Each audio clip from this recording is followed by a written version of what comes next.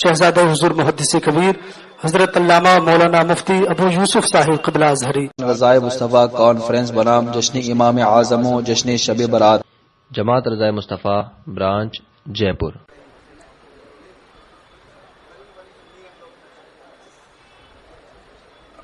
اور اونچا کرو یار، ذرا اونچا کرو اس کو۔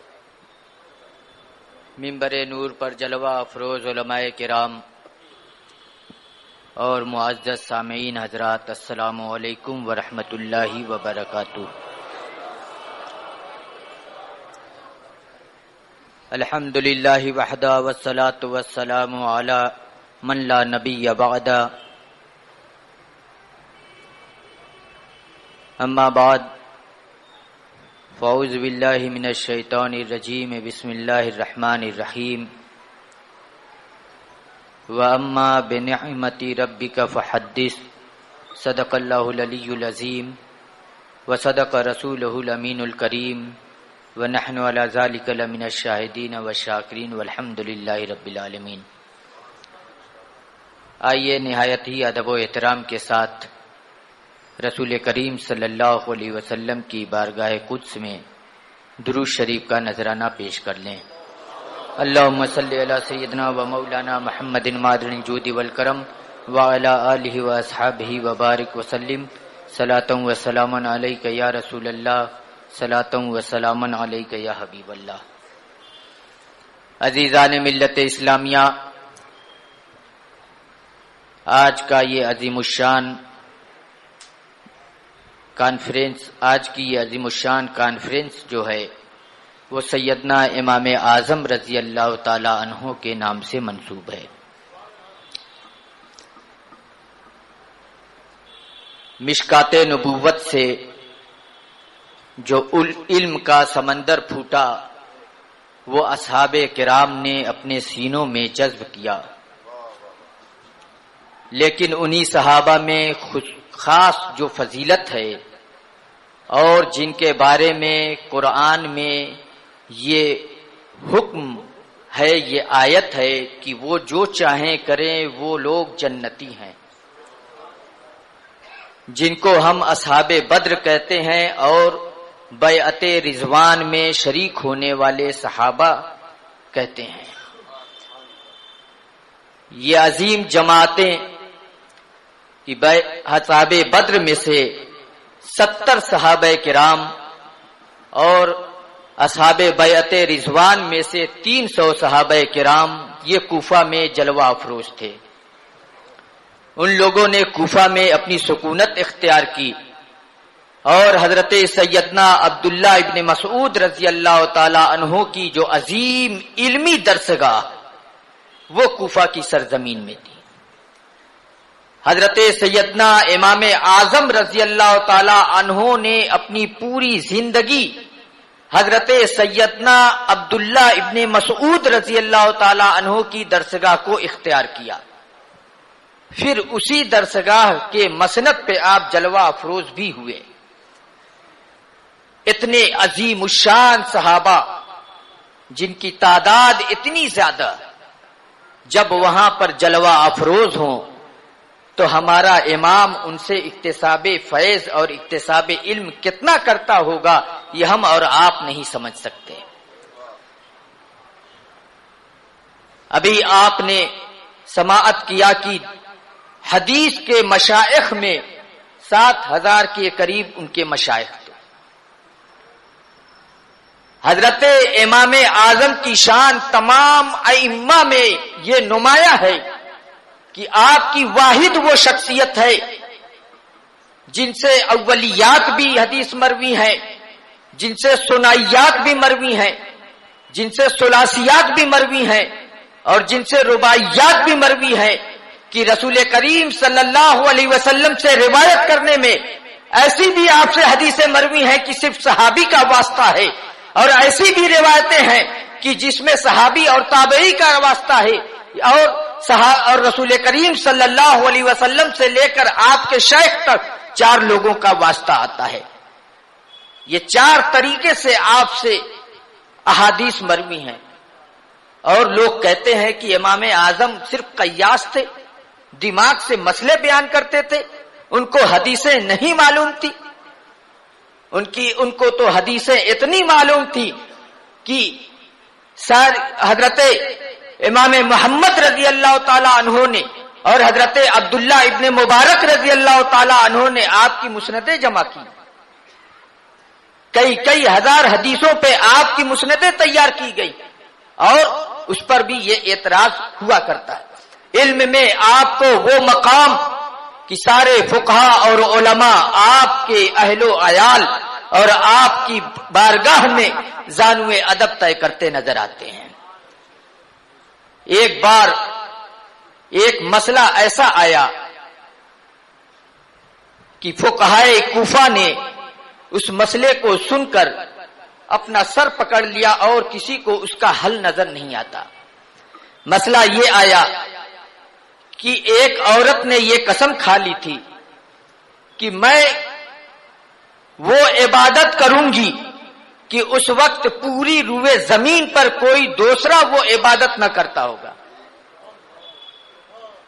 فقہائے کوفہ نے سوچا اگر اس کو نماز پڑھنے کا حکم دیں تو اعلان اتنا کر سکتے ہیں کہ کوفہ والے نماز نہ پڑھیں اس وقت، لیکن دنیا میں کہیں نہ کہیں کوئی نہ کوئی تو نماز پڑھتا ہوگا۔ اگر روزہ رکھنے کا حکم دے دیں تو کوئی نہ کوئی تو روزے دار ہوگا۔ مسئلہ سمجھ میں نہیں آ رہا، اس کا حل کیا کریں؟ لوگ پریشان ہیں کہ یہ مسئلہ امام اعظم کی بارگاہ میں پہنچتا ہے۔ امام اعظم رضی اللہ تعالی عنہ نے فرمایا یہ تو بہت آسان ہے، اس میں پریشان ہونے کی کیا بات ہے؟ اس عورت کے لیے خانہ کعبہ کو خالی کرا دیا جائے اور اس سے کہا جائے کہ یہ خانہ کعبہ کا طواف کرے، اس وقت صرف یہی طواف کرنے میں مصروف ہوگی تو وہ عبادت کرنے میں یہ پوری روئے زمین پر تنہا ہوگی۔ اس طرح سے اس کی قسم بھی پوری ہو جائے گی اور کفارہ بھی، قسم بھی نہیں ٹوٹے گی، بچ جائے گی، یہ کفارہ بھی نہیں ادا کرنا پڑے گا۔ یہ امام اعظم کی ذہانت ہے۔ ابھی عورت اور مرد والا بھی واقعہ آپ نے سنا۔ علم کا چرچا بہت، لیکن تقوی بھی ویسے ہی آسمانوں سے بلند۔ علم بغیر تقوی کے کوئی معنی نہیں رکھتا ہے۔ اصل علم تقوی اور پرہیزگاری ہی سے ہے۔ تقوی کا عالم یہ ہے کہ آپ نے اپنے غلام کو ملک شام تجارت کے لیے بھیجا، آپ کپڑے کا کاروبار کیا کرتے تھے، آپ نے گٹھر تیار کرائی اور اپنے غلام کو دے دیا کہ اس کو ملک شام لے جا کر بیچ دو، لیکن ان گٹھروں میں چند گٹھر ایسے ہیں جو ڈیمیج مال ہیں، جب اس کو بیچنا تو ان کو بتا دینا کہ اس میں یہ خرابی ہے، یہ اس میں کمی ہے، یہ ڈیمیج مال ہے۔ لیکن جب کوفے کا مال آتا تھا تو بالکل لوٹ مچ جایا کرتی تھی اور اسی گہما گہمی میں غلام کو یہ یاد ہی نہیں رہا، پورا مال ہاتھوں ہاتھ بک گیا۔ جب واپس آتے ہیں کوفہ، امام اعظم سے وہ عرض کرتے ہیں حضور مال ہمارا بہت اچھے داموں میں فروخت ہو گیا۔ فرماتے ہیں یہ بتاؤ جو اس میں ڈیمیج مال تھے کیا تم نے اس کو بیچتے ہوئے اس کی وضاحت کر دی تھی؟ انہوں نے عرض کیا حضور یہ میرے ذہن سے بات نکل گئی اور میں نے اس کو صحیح سالم مال میں بیچ دیا۔ کہتے ہیں تب اس کی قیمت کا کیا ہوگا؟ وہ مال خراب تھا تو غلام نے کہا حضور اتنا دام نکال دیا جائے، راہ خدا میں صدقہ کر دیں، باقی تو آپ کے لیے صحیح مال کی قیمت ہے۔ فرماتے ہیں کہ جو قیمت اس میں ملی ہے ہو سکتا ہے وہ صحیح والے میں باقی رہ گئی ہو، اس لیے سارا مال فقراء میں تقسیم کر دو۔ ابو حنیفہ اس مال سے کچھ نہیں لے گا۔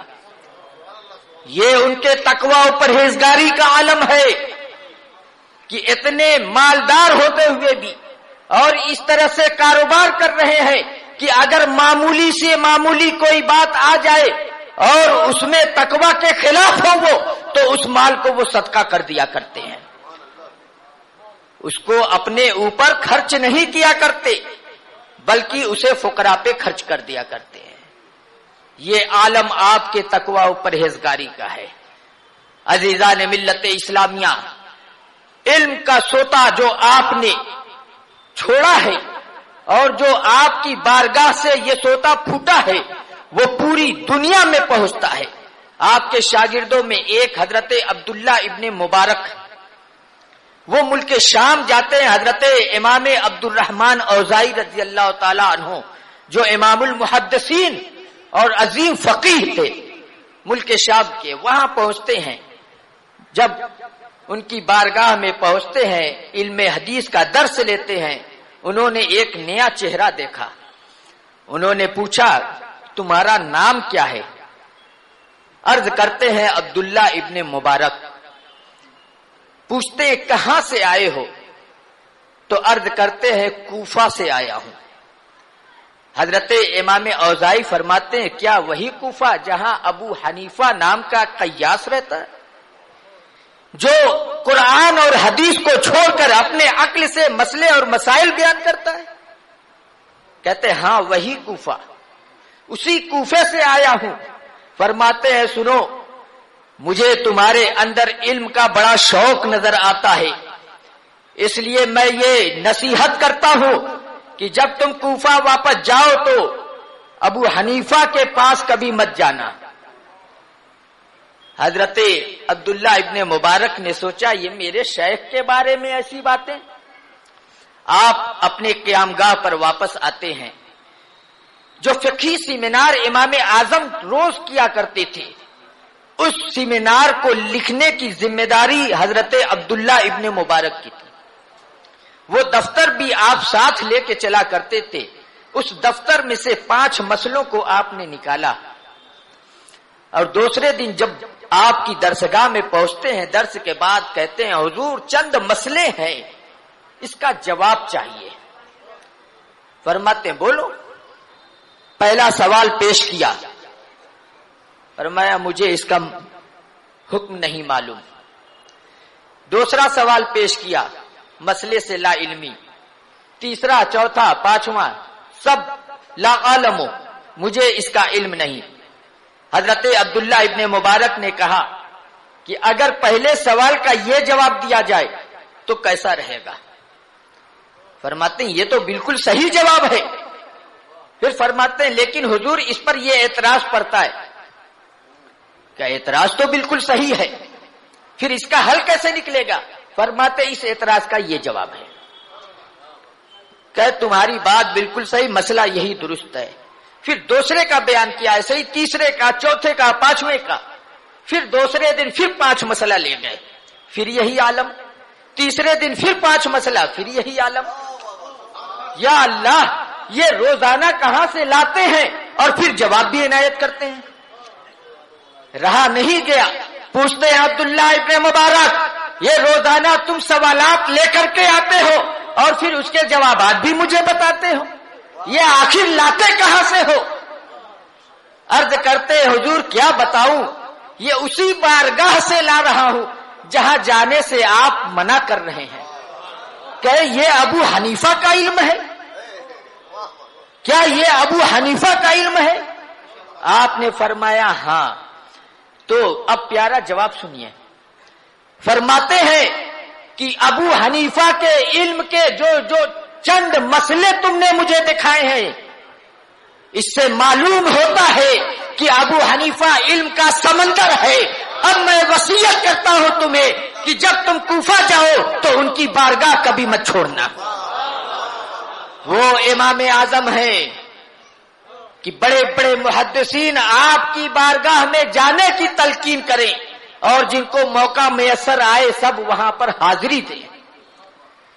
اسی امام کی بارگاہ کا ایک عظیم الشان جو فقیہ ہے، جس کو ہم اعلی حضرت سے یاد کرتے ہیں، جن کے بارے میں علماء عرب نے یہ ارشاد فرمایا کہ اگر ابو حنیفہ امام احمد رضا کو دیکھ لیتے تو ان کے اپنے چنندہ شاگردوں میں جگہ دیتے، امام ابو یوسف کے ساتھ بیٹھاتے، امام محمد کے ساتھ بیٹھاتے، امام ظفر کے ساتھ بیٹھاتے، امام عبداللہ ابن مبارک کے ساتھ بیٹھاتے، ایسے عظیم الشان فقہا کے ساتھ حضرت اعلی حضرت امام احمد رضا کو آپ بیٹھاتے.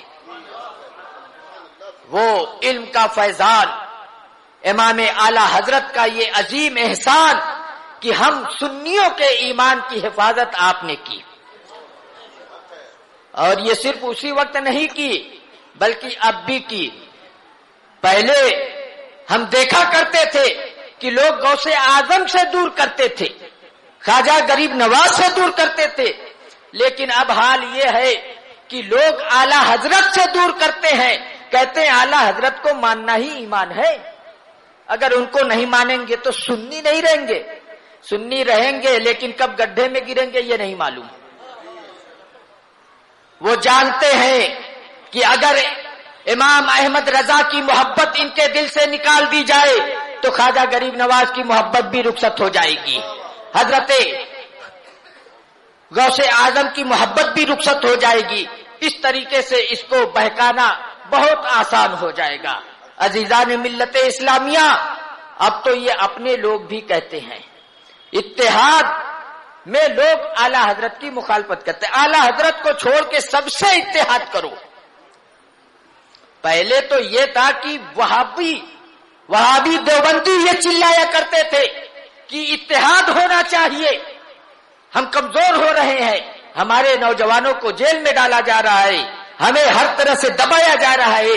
لیکن افسوس کا مقام یہ ہے کہ آج سنی علماء ایسے چلاتے ہیں، بعد ایسے سنی علماء وہی چلاتے ہیں. اب اتحاد ہونا چاہیے، وہابیوں سے، رافضیوں سے، دیوبندیوں سے، چکرالویوں سے، ہر ایک سے اتحاد ہونا چاہیے. جب کلمہ ایک ہے، نماز ایک ہے، قبلہ ایک ہے، تو پھر اتحاد کیوں نہیں ہو سکتا؟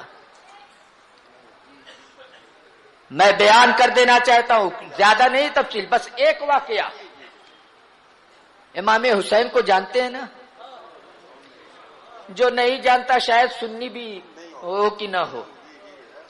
حضرت امام حسین رضی اللہ تعالی عنہ کا ایک واقعہ بس پیش کر دوں. کربلا کے میدان میں، اور دنیا کا کوئی بھی عالم ہو کہ جاہل ہو، یہ کبھی نہ کوئی صحیح روایت اس پہ لا سکتا ہے اور نہ کوئی ضعیف لا سکتا ہے، بلکہ میں دعویٰ کرتا ہوں کہ کوئی موضوع اور من گھڑت روایت بھی لے کر آ جائے تو میں اس کو مان لوں گا. یہ موضوع اور من گھڑت اس لیے کہہ رہا ہوں کہ کربلا پہ جتنی موضوع روایات ہے شاید کہیں اور ملیں آپ کو. یہ ایک جماعت ہی موضوع ہے، بالکل ایک جماعت ہی بالکل موضوع ہے، من گھڑت ان کا کام ہی ہے وہی. امام عالی مقام کے ساتھ 72 افراد اور یزید کی فوج میں 22,000. تعداد کدھر زیادہ ہے؟ 22,000 کی. امام عالی مقام کے خیمے میں جو اذان ہو رہی ہے، کیا وہی اذان یزید کے خیمے میں نہیں ہوتی تھی؟ جو کلمہ امام حسین کے اصحاب پڑھا کرتے تھے، کیا وہی کلمہ یزیدی نہیں پڑھتے تھے؟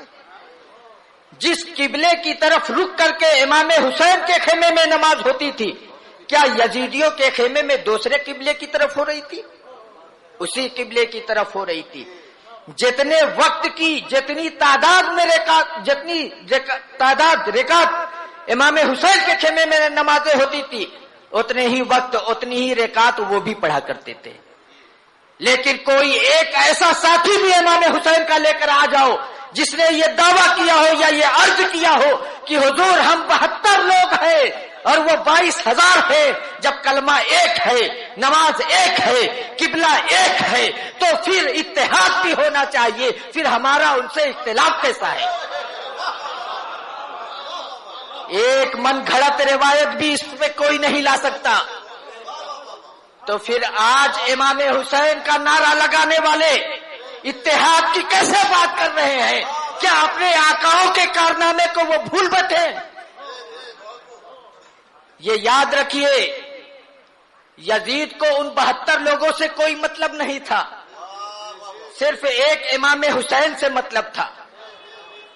وہ جانتا تھا کہ پوری دنیا کے مسلمان میرے ہاتھ پہ بیعت کر لیں تو بس امیر سے امیر ہی رہوں گا، خلیفہ کبھی نہیں ہو پاؤں گا.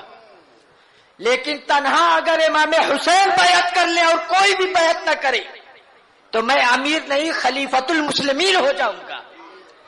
اسی لیے وہ امام حسین کے ہاتھ کو مانگتا تھا، بس ایک وہ ہاتھ لا دو، وہ بیعت کر لے اور کسی سے کوئی مطلب نہیں. اور امام حسین کی بھی شان دیکھیے، وہ بھی یہ جانتے تھے کہ یہ میرا ہاتھ تنہا میرا ہاتھ نہیں ہے، پوری امت کا ہاتھ ہے. اگر اس کو میں نے یزید کے ہاتھ میں دے دیا تو سمجھو پوری امت کو میں نے اس کے ہاتھ میں دے دیا. اس لیے آپ نے پوری امت کی حفاظت کی ہے، تو ہمارے علماء کی بھی ذمہ داری ہے کہ اس امت کی صحیح رہنمائی کریں اور صحیح طریقے سے ان کی گائیڈنگ کرے. اور یہ کب ہوگا؟ جب ان کے دل میں خود عشق امام احمد رضا ہوگا. اگر وہ عشق ہی نہیں ہوگا تو وہ کبھی صحیح رہنمائی نہیں کر پائیں گے. اس لیے سب سے پہلے اس بات کی ضرورت ہے کہ امام احمد رضا کی محبت اپنے دل میں بسا لی جائے، پھر ہمارے ایمان کی بھی حفاظت ہوگی اور ہم سب کی حفاظت بھی کرتے نظر آئیں گے. وآخر دعوانا الحمدللہ رب العالمین. السلام علیکم ورحمۃ اللہ. رضائے مصطفیٰ کانفرنس بنام جشن امام اعظم و جشن شب برات. جماعت رضائے مصطفیٰ برانچ جے پور.